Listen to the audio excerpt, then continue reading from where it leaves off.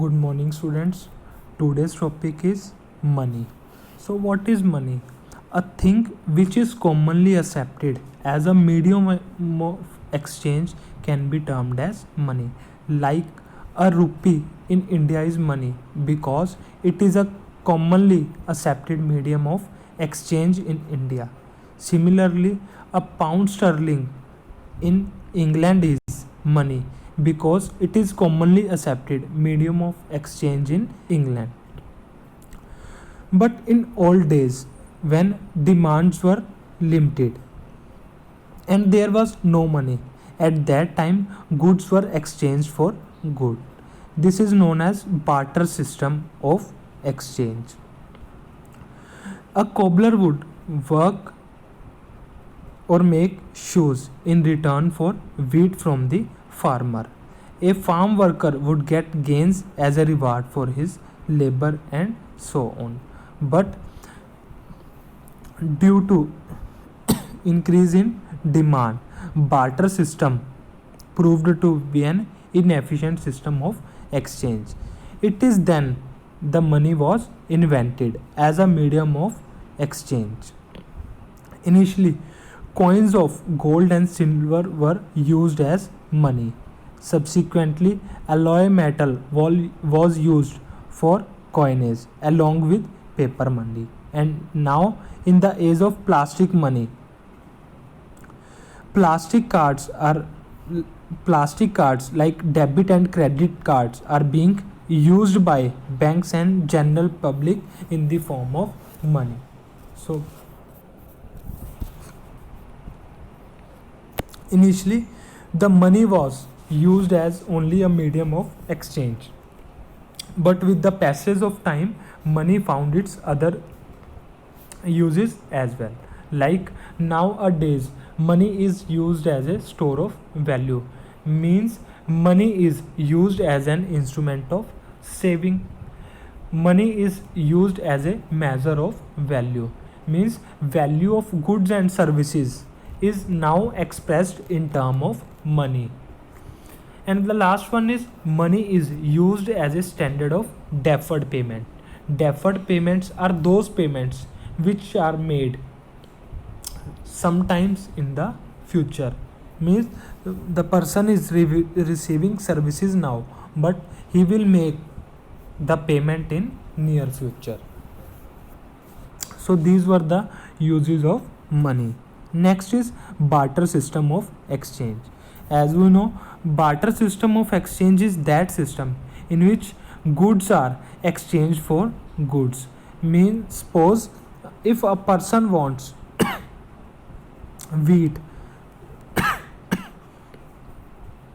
if a person wants wheat, then and he has surplus of rice, then he will find that person with whom his wants will coincide, means he will find that person who requires rice and having a surplus of wheat, and also that person wants to exchange the goods for rice. So double coincidence of want is the major characteristic of barter system of exchange. So but with the passage of time, as the economy grows and demands of human beings increased, it was very difficult because no medium of exchange was used in that days. So what are the drawbacks of barter system of exchange? First one is double coincidence of wants. Double coincidence of want is a main characteristic of barter system of exchange. It means the two individuals are in possession of such goods which they are willing to exchange for the satisfaction of their wants. Like in the previous case, we the example of rice and wheat is the is the example of double coincidence of wants. Next is lack of common unit of value. What is the value of your cell phone? You can easily say 10,000 or 20,000. but the same was not possible in case of barter system of exchange, because in that system goods were exchanged for goods. The value of your rice will be termed or will be valued in term of wheat, cotton or services, etc. Next is difficulty of future payment or contractual payment.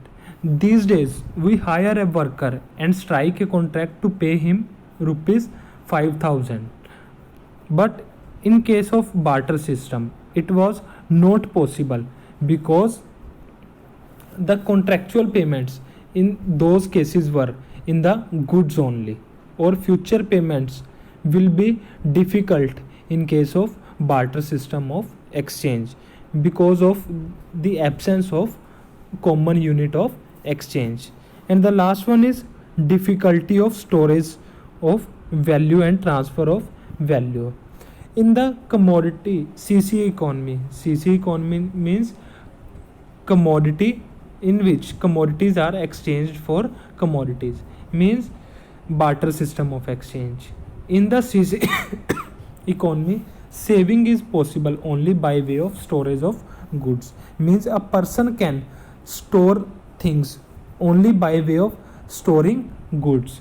It involves substantial storage cost as well as the fear of capital loss due to flood, fire, etc.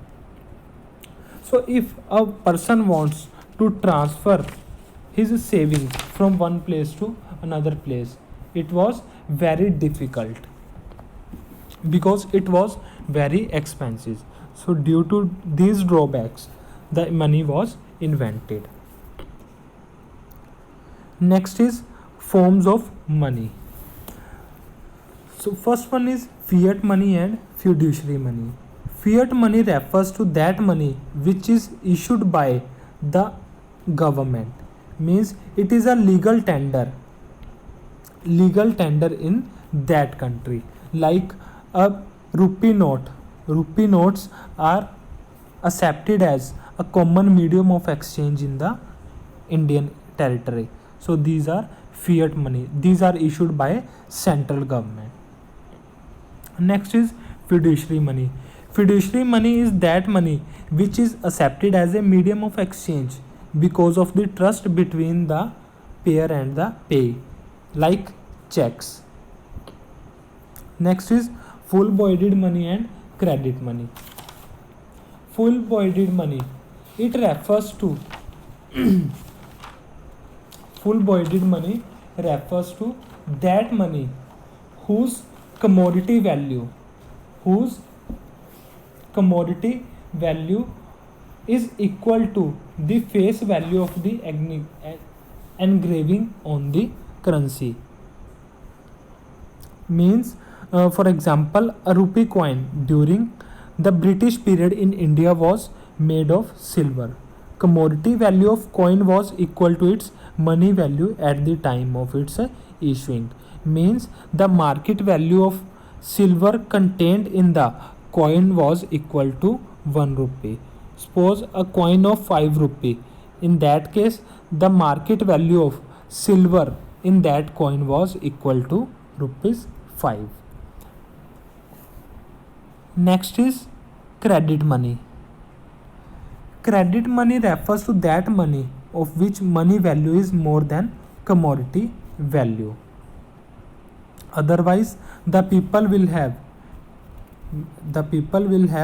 melted the coins for making sale at higher price in the market. Means in case of credit money, the value of money will be much more than the value of metal or some alloy. Next is supply of money. Supply of money is a stock concept. It refers to total stock of money held by the people of country at a particular point of time. So it is important to note that the supply of money does not include the stock of money held by the government and the stock of money held by the banking system of a country, because both these are the suppliers of the money, and the stock of money held by the supplier is never treated as a part of supply of money in the country.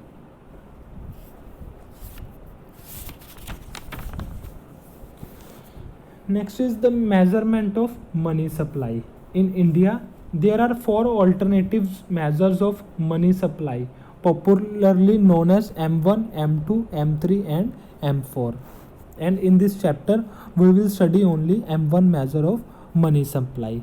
According to M1 measurement, money supply includes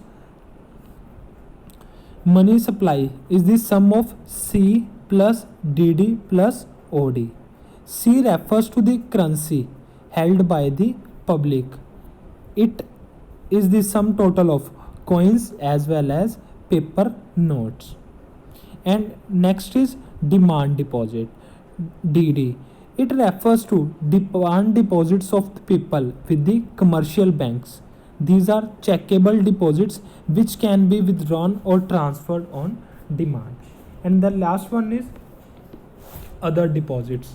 Other deposits includes demand deposit with RBI of public financial institution like NABARD, demand deposit with RBI of foreign central bank and of the foreign governments, demand deposits of international financial institution like IMF and World Bank will be treated as other deposits. And the last one is who supplies money. So the suppliers of money include central bank, commercial banks, and government.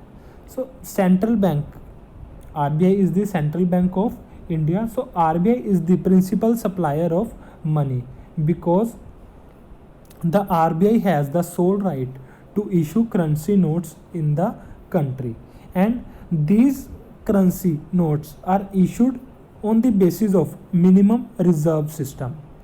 Under this system, Reserve Bank maintain a minimum reserve of rupees 200 crore in the form of gold and foreign securities. Out of these reserves, out of the reserve of 200 crore rupee, the gold must be of value of rupees 150 crore 15 crore, and the remaining will be treated as a reserve of foreign exchange. Commercial banks are the second source of money supply. Unlike central bank, they do not have the authority of issuing currency, but these banks helps to create money by way of demand deposits. These deposits serve as a supply of money because these are checkable deposits. And last one is the central government. Government helps or is the supplier of money because all the coins and 1 rupee notes are issued by Ministry of Finance. So these are the suppliers of money. So this is the concept related to money. I hope it is all clear to all of you. Thank you, students.